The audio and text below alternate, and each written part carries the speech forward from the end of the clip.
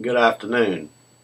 My name is Roy Harper, and I'm coming to you once again from Saco, Maine. And thank you for taking time out of your busy day to view this video. Today I'm going to talk to you about some more words and phrases that you can use to help you as you work an attraction marketing plan. We've talked about some words previously, and this will probably be the last upload that I do on this. I'll be moving on to exit phrases, and I'll be coming back to you and teaching you how to use those also on video.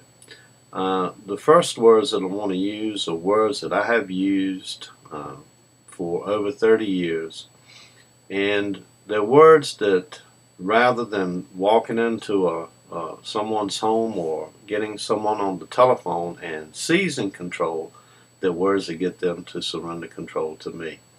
Now understand, if you have to seize control, then there's a tendency to be a little bit of a wrestling match as to who has the control once you've got it. Whereas if they surrender control, that wrestling match doesn't occur. So it's always better if you will get them to surrender control to you.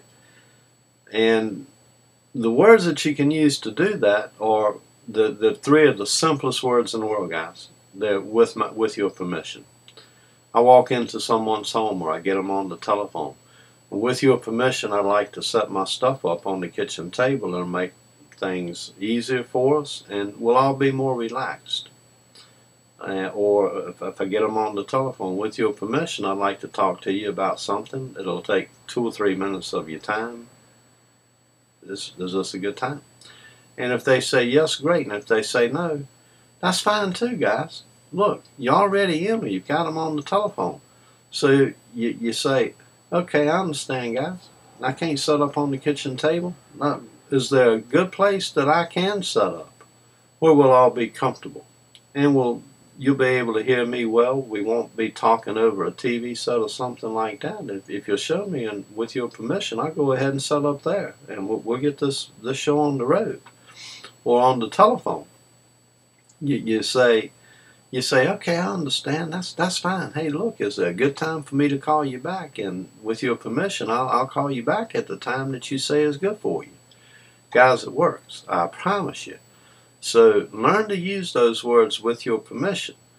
And one of the times that those words, those three magic words, with your permission, will come in and they work magic, is you've called and you've set that appointment, and the prospect believes you're only going to be there for 30 minutes, 45 minutes, ever how much block of a time you ask for, and you've got to be aware of how much time you've spent there.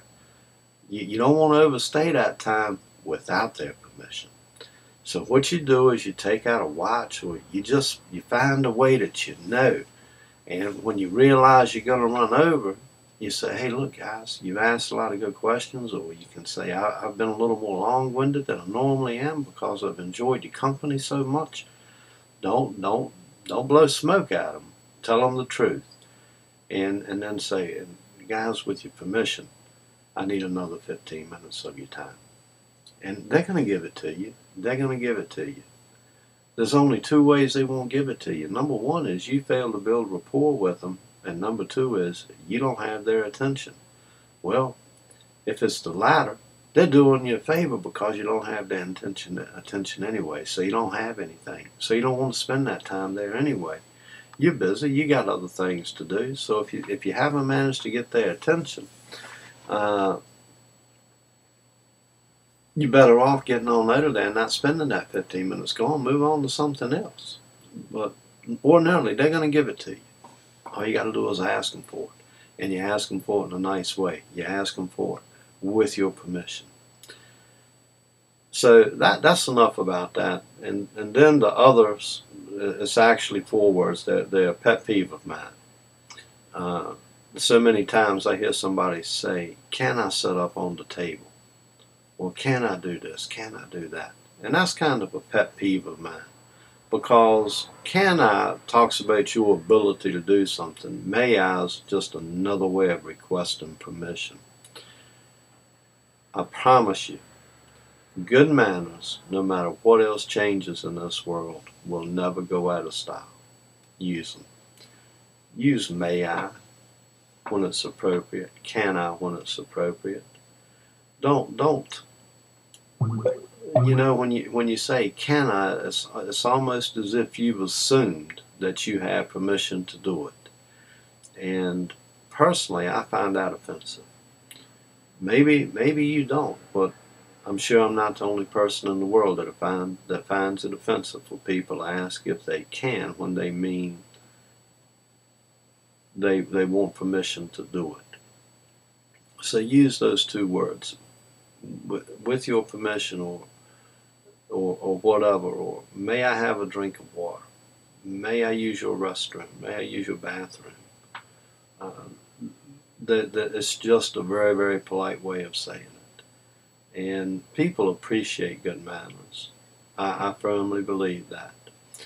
So anyway, I'm going to wrap this up and want you to come on back time and time again. View all the videos. It's all good stuff.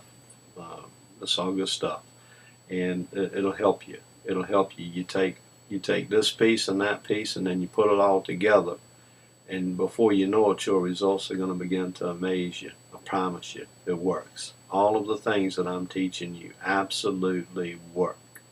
I've used them. They work for me, and I know they can work for you. The next time I come to you, I'm going to be teaching you the ways that you can get out of someone's house gracefully once you learn that you don't have anything there. That's important, because even though you don't have something there today, you don't know what life is going to bring for you and for them. And it may be something that sometime down the road. So look, I appreciate you, care about you, want you to enjoy life and be as successful as you possibly can.